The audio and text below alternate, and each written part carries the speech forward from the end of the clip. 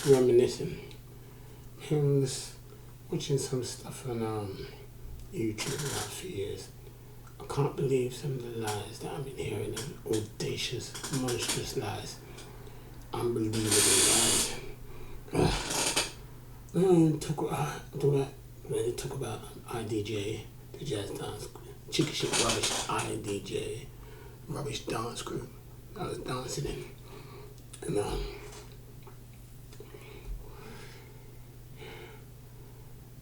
I mean, they give the impression that they were like legends of the dance floor and stuff, and was even dancing in the jazz room. Suddenly did I see any of them IDJ dancers in the jazz room.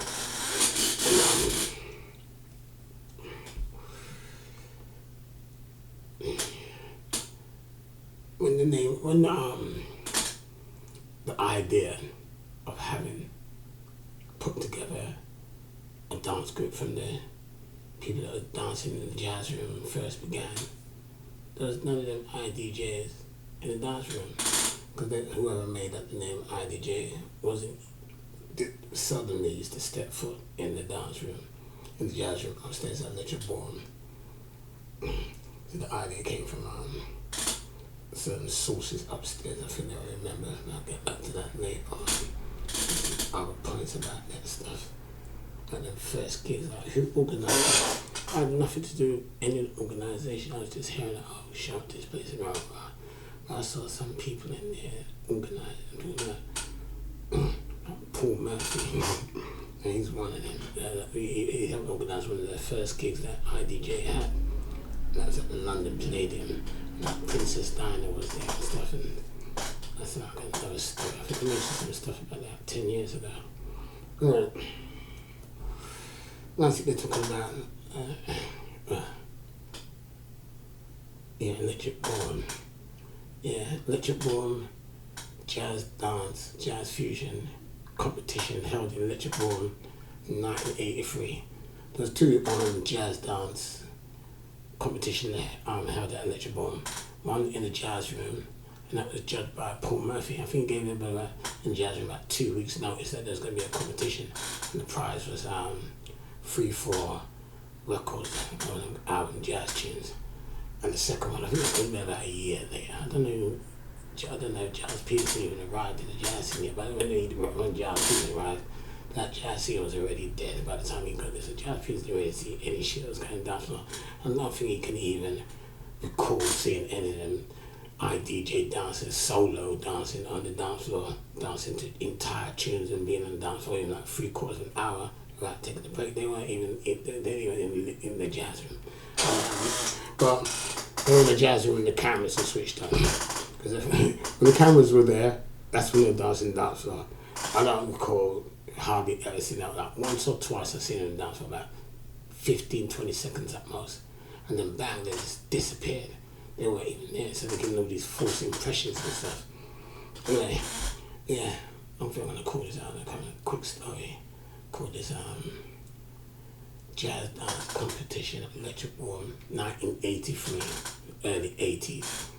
Yeah, and that was Paul Murphy. He was the one it was his idea and stuff. And I think there was like over a dozen of us in the dance floor. There's some guys from JAZZFUSION that used to be there.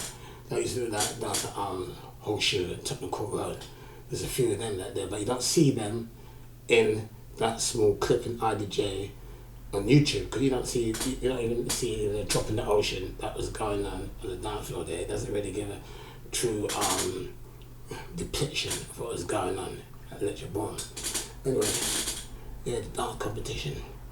Anyway, it gave like a couple of weeks notice, and then that week when the dance competition started, I think it didn't start at the beginning. It was a kind of informal kind of competition. But I think there's more than a dozen guys that entered the competition. I remember Calpine and Robert was there that week, and I want to assume that they were going to be there. I think what time did they start the competition? They could have started maybe because it was after midnight and stuff. But when we got there, they were playing the tunes normally. So I was there dancing the dance for about at least an hour and a half before. So obviously I'm just tired in the dance floor, and then the dance competition started. And then Paul Murphy stopped the music. Because I don't even remember. I wonder if NDSV has any memory. I went put me past it. Smoking right, this ain't no spliff, it's a roller and belief. When I used to dance in Lecture Room, see in YouTube, I'm dancing with cigarette. I never used to dance with no cigarette. Not anybody see me. I only dance with a cigarette because the camera's there, just trying to show off, to be pretentious. But when I was dancing at Lecture Room, I was never dancing with no cigarette. Other clip was on ICDJF show. I was just like being pretentious because I was just, no one would ever see me with a cigarette. I used to smoke cigarettes, not that many cigarettes, but I never danced on the dance on cigarette, doing routine. The only time routine was done in the Lecture Room, jazz room, was when the cameras were there. When there was no cameras on, there was no routines whatsoever. I think that's close, that's what was going on around the country. And I think Jerry Barry said, complete fucking lie. There's no such thing as that. Not understand why nobody's telling the truth. Anyway, jazz dance competition, 1983 in the jazz room. I was all dancing, the jazz room was quite packed, and then Paul Murphy just stopped the tunes. And he said, right, because I think, he said, jazz dance competition, right? So I said, where's Melton? Robert was there as well. I thought people thought he was as well, but they were downstairs. So what he did, he got one of the guys, I don't know if they remember who they were. Paul Murphy got one of the guys to run downstairs and said, go and get Melton. Run downstairs and go and get Melton. Jazz dance competition is about to start. And the guy ran downstairs, two of them went downstairs to look for him. And they all standing there. He didn't switch it, the music wasn't playing, the music was off. He stopped the music, everyone was just standing there, was like waiting for Melton Cowpine and Robert to come out from downstairs so they could start the dance competition. A couple of minutes went past. And everyone was like kind of saying, I was kind of, no. It was after a couple of minutes, people were still kind of patient kind of thing, just waiting and stuff. And then, Paul Murphy was just standing there being patient. He left the music off and he went out the jazz room for a minute and then he came back. He wasn't really supposed to leave the DJ stand and stuff. And then, after about 3-4 minutes, the guys came upstairs. They didn't hear what they said because I was about several meters away, whether that social distancing, this is 2 meters, so I was about 7 meters away from the DJ stand and stuff. And so I didn't really hear what the guy said. And Paul Murphy was like, what's going on? I didn't hear a word of what he was saying because I was far away. I didn't know what he was saying because he was saying something. He was getting all agitated and stuff. And he was just about to, I think he was going to go himself. He said, no. Go downstairs. He was going to tell the guy who came back upstairs. He said, go back downstairs and tell him to come upstairs right now. Because the jazz dance competition was supposed to start about 5 minutes ago. And the guy turned around and he went out again, but Paul Murphy kind of called him back. And he said something, I think he gave him and said, didn't hear what he said, but you can tell what was going on. He gave him certain directions and he told the guy to do something. And the guy, he went to the bar upstairs and I think he bought a couple of drinks, one for himself to go back downstairs and one for him. And the guy went back downstairs. Came back a couple of minutes later on, no Melton Cowpine. So Paul Murphy, if he remembers and stuff, he went downstairs. He was gone for about a good couple of minutes and he came up back upstairs after about a few minutes. Then waited like over 10 minutes and there was no music playing in the jazz. They were just standing up there waiting. And then we just got the competition started. But to cut long story short, I won that dance competition. And there's another one downstairs. That was about a year or so later or whatever. Well, to cut long story short, I won that one as well. But that was insane. I don't know if it was Giles Peterson was there at the time. And judging, because the one in the jazz room, Paul Murphy, he was the judge. So he judged it. He was like, he was the one who decided who was the winner. He was judging all the guys that was down. I don't remember exactly how many. I think it was about more than that. I mean, maybe that was motherfuckers there back in the day. But there was no Gary Nurse there. He was the invisible man. Maybe he was back in Hounslow that evening, sucking in his mama's Bayesian titty. That's what he did in the early 80s. The way they used to sit there talking about in the early 80s that they were there. They weren't there in the early 80s. I got into that scene, but could have been like, I wasn't dancing about 81, 82. And I went to a couple of all days and stuff. I wasn't really dancing, but I saw some of the top dancers that was dancing at JAZZFUSION. I wonder who was the top dancer at JAZZFUSION. Maybe Paul Murphy and them other DJs that played there, they know. But not one of them were any of them IDJs. because they're all imposters. Because some of the dancers I've seen, they're like top dancers, they're like proper jazz fusion dancers. The IDJ dancers, they're all imposters. I mean, they're on the seldomly today, suddenly they used to venture into the jazz room. I don't think I can even turn around and say I've seen Gary Nurse dancing 10 minutes of that time, less, if truth is to be told. And the same with Jerry Barry, Stephen Edwards, Melvin Obazeki, the complete rubbish, Mark Sanlao. There were people that used to walk in there and just did like a couple of seconds, quick quick solos that only lasted about 15 to 20 seconds at most. And that's not dancing. Now, on YouTube, you don't see any of the top dancing. You only see as much as 1% of that one's caliber. But then with the IDJ, that's their 100%. That's them at their best, and they can't dance, and they can't play that Japan and claim that they're legends on the dance floor. They're not legends. Now, I'd ask a question like, I don't even know some of these guys' name. Who was the best dancer there in the late 70s? But I bet there's people back in the day that knows. And they're saying, I can't understand why nobody's not saying anything. That's what gets me. I just don't get it. About early 80s, that motherfucking lion bastard in his brother silver. And I don't recall no competition. There was that tune that Simon Nurse, Gary Nurse's brother, who's in that IDJ. He's turning around talking about some stuff, some dancing business in Lecture Bourne, dancing against his brother. I wasn't no competition dancer. I never once danced in no competition. That thing there on TV, that bros and jazz thing, just discount that. That wasn't my kind of thing. I used to do it on the dance floor, doing my own thing, and I got plenty of witnesses out there, including Paul Murphy. Because it only came to mind recent after all these years. I mean, it wasn't even the depths of my subconscious. There was a witness that used to know what was going on there. Paul Murphy, DJ. With Giles Peterson a little bit, but I don't think Giles Peterson ever witnessed playing on any tune. So some tunes on average last about 5 to 7 minutes. Some tunes can last about 30 minutes, 40 minutes, like Love Samba, Bebop, all kinds of tunes I'm dancing to, other tunes. I mean, in my top 50, that tune won't see when else to talk about that bottom end. That wouldn't even have got my top 50. I don't even recall even dancing that tune. I didn't like all the tunes. That's one of them I didn't like. So if I didn't like the tune, I wouldn't dance to the tune. Didn't dance to all the tunes. I'm going to do an upload in the near future about my top 50 and stuff. There's Samba Di Brillo, that was one of our tunes. Bebop, Love Samba. But it wasn't any of that bottom end and it does. And that Hans Ramus, he's got this list there online at Simon S. and his bottomend.co.uk, whatever. I mean, it's a load of bollocks. I mean, because he liked that tune, he's giving the impression that everybody liked that tune. If you used to ask people, most people, that wasn't their favourite tune, but he's giving the impression that, people just announced that tune. No, they didn't. I mean, like when they played, Paul Murphy only played that Working Week, Vince Ramus, just once in that jazz room. And everybody just walked up to the jazz room, didn't play the tune. He didn't even play to the end of the tune, took the tune off, he didn't even play it again.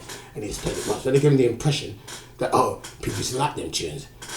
Lots of people like different kinds of tunes. I mean, I'm checking out the line, some of these guys from JAZZFUSION, there's certain tunes they used to like McCoy Tyner, Havana Soul. I used to like that tune, but the time I got this, I didn't dance to any of that tune. I liked it, but it wasn't my kind of thing. I don't think I would kick dance to that tune, but some of them guys there, they know how to kick ass on the dance floor to that tune. I seen them when I first got there, and they're a trillion times better than IDJs. Now, they're turning around claim to be legends and telling lies like on Holy Roller Productions. I found out that shit on the internet. And I'm hearing the most audacious lies ever. I mean, if they're never ending story, but they're just telling pure lies about early 80s, about Seymour Nurse. What a lie.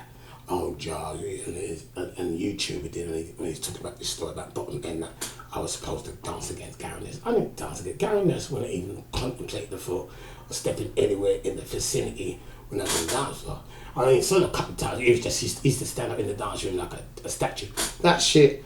And then the Electric Ballroom clips, I think they didn't put that one in there in YouTube, but they got a little bit of that and Holy Roller Productions on the internet. And he was only dancing there because the camera was on.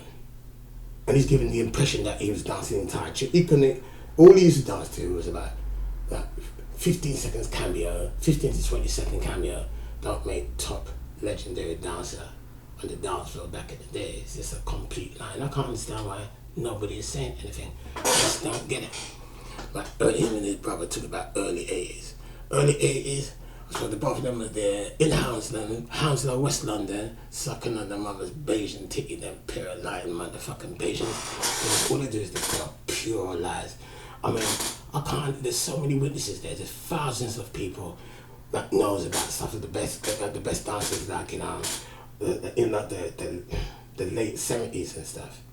Because when I went to my first all day, there was like a club and everything. There wasn't like specialised in jazz, it was jazz, funk and boogie and soul and stuff. There was this guy there. I mean, I was still at Peckham Manor School when I went there. And I was at Peckham Manor School. I actually showed up to Electric Ballroom's opening night. I remember that because I went there with two guys that was in my class. We were still at school, in sixth form. Devin Johnson and Michael Chaplin. So we got there early. We stood at the queue from like 8:30 in the evening. We was one of the first ones in. We were the first ones that walked into the jazz room. I don't remember who the DJ was in, but he must have looked at us and thought, what the hell are these motherfuckers? Didn't say anything. We just walked in and the jazz room was empty, but I was never started out. But Michael Chaplin will never ever forget it because he was laughing so much. I'm going to come out with that story later on down the line. Yeah. Anyway, yeah. Electric Ballroom Jazz Dance Competition winner, 1983, was Marshall. And I think it was like a year or two later, they had the competition downstairs on stage, and obviously it was the crowd, the boogie, soul and funk people, and I think it was capacity, full to capacity. And they were like the judges. I think that was Tim Westwood there, could have been. Anyway, and I won that one as well. So when they're telling stories about legends, then they want to be forgetting to put the true legends, including the ones that was there in the first year when they came from Jaffa's Horseshoe to Electric Ballroom. He wants to be mentioning them names because I don't think one of them they wouldn't even put him in the top 20. He would have been one of those ones. He would have been one of them unranked motherfuckers because he's complete like he can't even dance. When I say those motherfuckers, I'm talking about all the rest of them as well. They're complete shit and they can't dance. They're sitting here talking about legends. Nah, it's pure lies. I think I'm going to do another one and it's upload about that. Let's elaborate upon the that Electric Ballroom. Yeah, that jazz competition there, yeah. When the competition was over, I won. And then Milton, about 2 minutes later, Milton and Robert storms into the jazz room. But Milton was like, he's kind of, he was like, and he's in tears. And he I don't know where it's hiding. They must have been like hiding in the toilets or some shit. And he runs to Paul Murphy, tells him what tune to put on. I'm sure Paul Murphy remember this. He definitely remember. I don't know if he even told the story to anyone. I don't know why he did keep it secret. And then he put on the tune. A little fight broke out. It wasn't my fault. And if he was watching, he asked Paul Murphy, he'd tell the truth. I had nothing to do, but he just came, he was like looking for a fight. He put on some tune. I said, okay, at first, I said, no. I've been like dancing on the dance for an hour and a half. You didn't even step foot in the jazz room today. I said, no. And after about 2 minutes, I thought, okay, let's go. Well, it was less than 2 minutes. After about, it could have been like 45 seconds went by. I said, no. Competition's over there. And I said, no. Plus, I've been there dancing here, but upstairs for about an hour and a half in the dance floor, and that's an unfair advantage. You didn't even drop sweat, so it was unfair. Then after I thought, okay, him and Robert standing there, put on the tune, and from the off, he was the one who told Paul Murphy what tune to put on. He said, okay, let's dance for those records, just one. He said, all right then. Forget this because he's moaning about stuff. Put the tune on. I don't remember what tune, but I can't tune later on. Come out the store and I play it in the background or some shit. And from the off, when the tune started, he was being outclassed on the dance floor. Just didn't like it. Cut long story short.